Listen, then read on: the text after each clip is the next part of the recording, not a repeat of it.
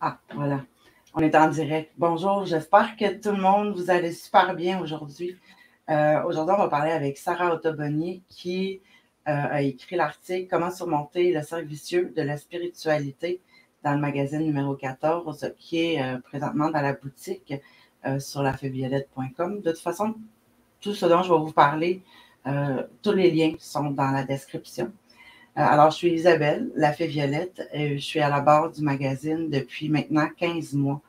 D'ailleurs, demain, c'est le temps de vous inscrire si jamais vous avez envie de recevoir le magazine gratuitement, parce que demain, le magazine numéro 15, édition 15, sort à 6 heures. Donc, c'est vraiment aujourd'hui pour le recevoir gratuitement demain, aujourd'hui pour les inscriptions. Puis, si jamais vous avez envie de recevoir la totalité des magazines, il y a aussi le Patreon où est-ce que vous allez avoir chaque mois tous les magazines. Puis vous avez les 3 derniers magazines là, gratuitement qui viennent avec votre abonnement. Donc, j'ai envie de vous dire bonjour et bienvenue. Aujourd'hui, on parle, je vais vous présenter notre belle Sarah. Sarah, c'est une femme de cœur qui enseigne la spiritualité depuis maintenant 7 ans. Elle a le bonheur de t'accompagner à t'élever vers la personne que tu es réellement. Elle a aussi un balado qui parle de ça. Donc, il y a beaucoup, beaucoup de contenu. Donc, je t'invite à aller cliquer sur son lien qui est toujours dans la description. J'avais une petite anecdote pour vous, pour parler avec Sarah. Il y a à peu près un mois et demi, là, quand j'ai lancé mes appels là, pour avoir des auteurs pour le magazine de la Fée Violette, Sarah a été une des premières à répondre à l'appel. Et quand je suis venue pour répondre à son message, à sa demande de questions, puis tout ça, je me suis rendu compte qu'il y a 5 ans, Sarah avait elle aussi lancé un appel pour faire des interviews. Finalement, moi, je voulais faire l'interview avec Sarah, puis ça a donné qu'elle avait elle avait eu toutes ses interviews, donc j'ai passé en arrière de tout ça. Mais cette fois-là, je pense que Sarah puis moi, on était vraiment dus pour se rencontrer. On a semé une petite graine il y a 5 ans, puis aujourd'hui, elle est devenue une des auteurs du magazine. Chaque mois, elle va écrire dans le magazine. J'ai connecté tout de suite avec cette belle personne-là. J'espère que vous allez connecter, vous autres aussi, avec elle. Non, j'espère pas, je sais que vous allez connecter avec elle, c'est sûr et certain. Donc, je vous présente Sarah aujourd'hui. Bonjour. Allô, Sarah. Comment ça va? Bien, toi? Oui, je vais bien, merci. Sarah, aujourd'hui, on va parler de l'article que tu as écrit dans le magazine 14. Moi, j'avais envie de te poser comme question, c'est quoi le cercle vicieux de la spiritualité? OK.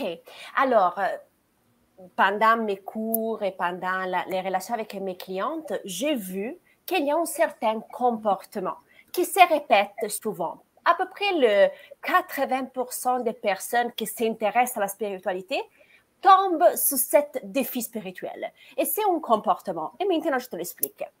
Alors, qu'est-ce qui arrive? Quelqu'un s'intéresse à la spiritualité, qu'elle soit plus holistique, qu'elle soit plus la communication avec les guides spirituels, et il commence à lire, à s'informer, à lire des articles, à lire des livres, à aller sur YouTube, podcast, et cherche toutes les ressources qui sont disponibles sur Internet, et c'est magnifique parce qu'on a énormément d'informations. Cette personne, toute motivée, commence à les appliquer, mais après 2-3 semaines, il commence à avoir des doutes, des incertitudes. Je dis, mais est-ce que je suis en train de faire la bonne chose? Est-ce que je ne suis pas en train de la faire? Et voilà. Donc, les 2-3 mois passent et vu qu'il n'a pas vraiment la possibilité de partager son expérience avec quelqu'un, laisse tomber parce qu'il trouve des difficultés. Il trouve vraiment un défi spirituel. Mais la poussée et l'intérêt vers la spiritualité sont toujours là, toujours, toujours. Et qu'est-ce qui se passe? Qu'après 6-7 mois, il se réintéresse à nouveau et recherche à nouveau de communiquer, d'interagir, d'avoir des signes, mais il se retrouve toujours, malheureusement, devant les mêmes doutes et les mêmes incertitudes. Et donc, il retombe et laisse à nouveau la spiritualité après retourne et laisse. Donc, moi, je considère que le cercle vicieux de la spiritualité, c'est un aller et vient vers, vers la communication avec l'univers, vers l'interaction avec les énergies et tout ça, que malheureusement, il n'arrive jamais à trouver une solution facile pour dépasser ce défi. Et donc, moi, avec le temps, je dis vraiment, c'est un cercle vicieux, c'est un peu comme un chien qui s'est mord la queue.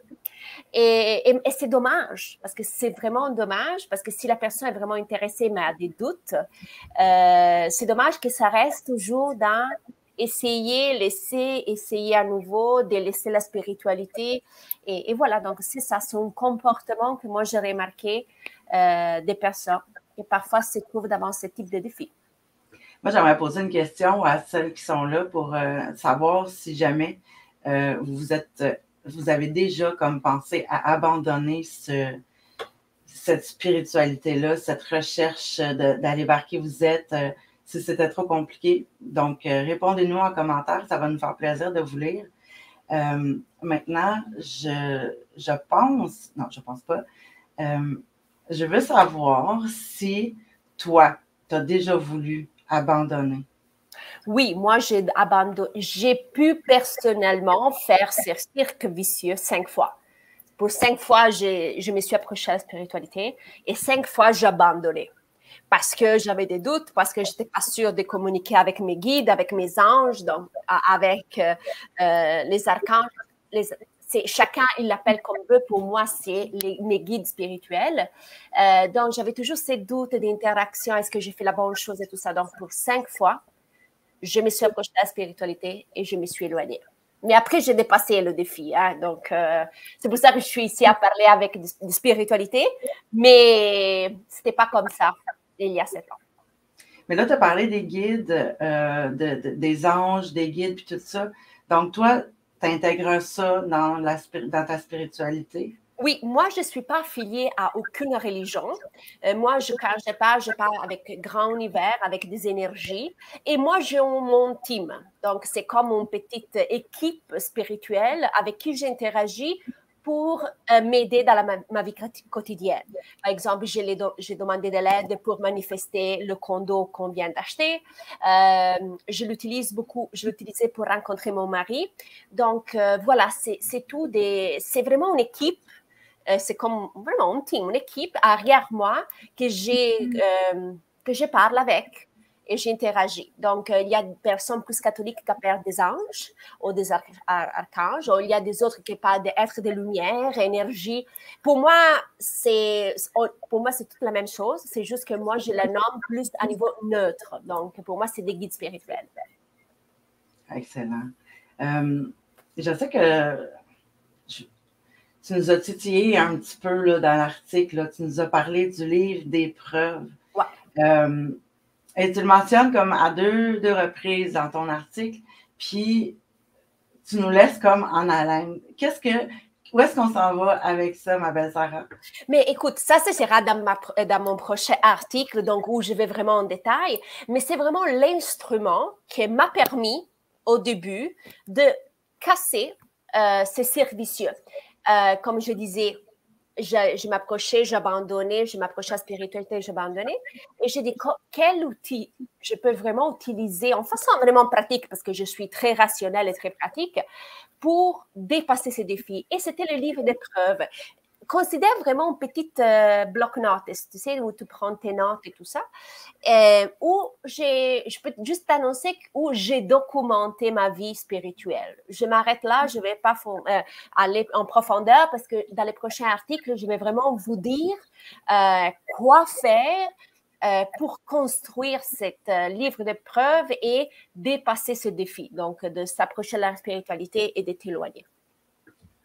Excellent. Si vous avez des questions pour Sarah, c'est le bon moment pour les poser. Écoute, je voulais te demander de nous donner un petit aperçu, mais je pense qu'on va arrêter là, dans le sens où est-ce qu'on va garder un petit peu le mystère, puis de toute façon, moi je pense, je pense pas, je t'en ai dit je pense, hein, c'est pas ça, je le sais, que Sarah va vous donner un super bel outil qui va sortir dans le mois de septembre d'ailleurs. pour vous aider à vous connecter à cette spiritualité-là.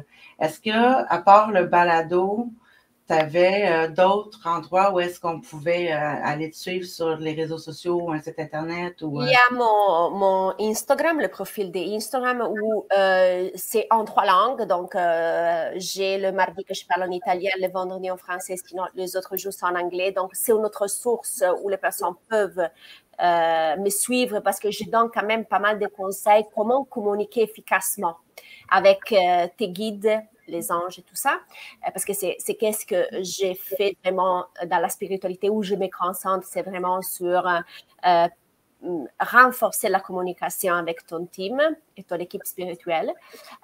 Donc, c'est le balado, Instagram, c'est le site Internet aussi, où il y a aussi des articles de blog. Donc, voilà, c'est les 3 plateformes actuelles. Bientôt, il y aura YouTube aussi, mais actuellement, il y a ces 3 plateformes. Excellent. Moi, je vais rajouter ces liens-là dans la description quand on va avoir terminé. Donc, les gens vont pouvoir aller te suivre sur tous tes réseaux sociaux, puis aller voir qui tu es sur ton site web. Je pense que tu as une belle description. Ouais. Je pense que c'est assez clair. Ouais.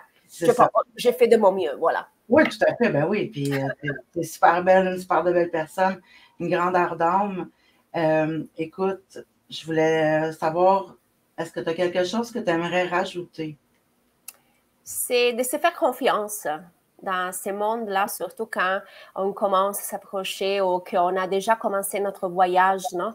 À la découverte de la spiritualité, à la connexion avec nous-mêmes, en collaboration avec les énergies, les anges ou les guides spirituels. C'est se faire confiance, parce que souvent, c'est ça le grand enjeu.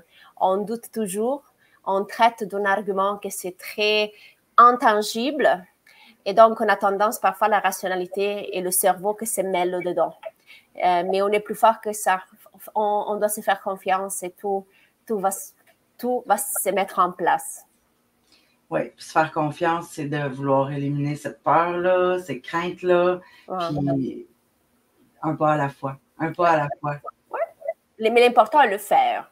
On ne doit pas aller aux États-Unis. C'est l'important de commencer à marcher dans notre quartier et commencer à se faire confiance dans le rapport de notre quartier doucement avec le temps.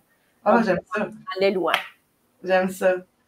Écoutez, je vais vous dire un énorme merci d'avoir été là. J'aimerais ça que vous nous disiez si vous êtes en rediffusion, si vous voyez cette vidéo-là en rediffusion.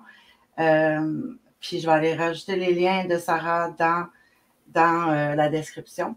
Puis comme je vous ai dit tantôt, je pense que c'est super important. Bien, super important. Moi, je trouve que c'est super important de vous abonner au magazine Ésotérique de la Fée Violette. Parce que vous allez avoir plein de trucs, plein de belles personnes comme Sarah qui écrivent. Moi aussi, j'écris plusieurs articles. Il y a aussi le message du mois, chaque mois, dans le magazine. Donc, si vous voulez vous abonner, le lien est dans la description. Puis, je vous dis merci, un gros merci. Merci, Sarah. Merci à toi, Isabelle. Ça m'a fait vraiment plaisir de pouvoir te présenter au monde. Tu es magnifique. Et moi, on se revoit la semaine prochaine. Merci.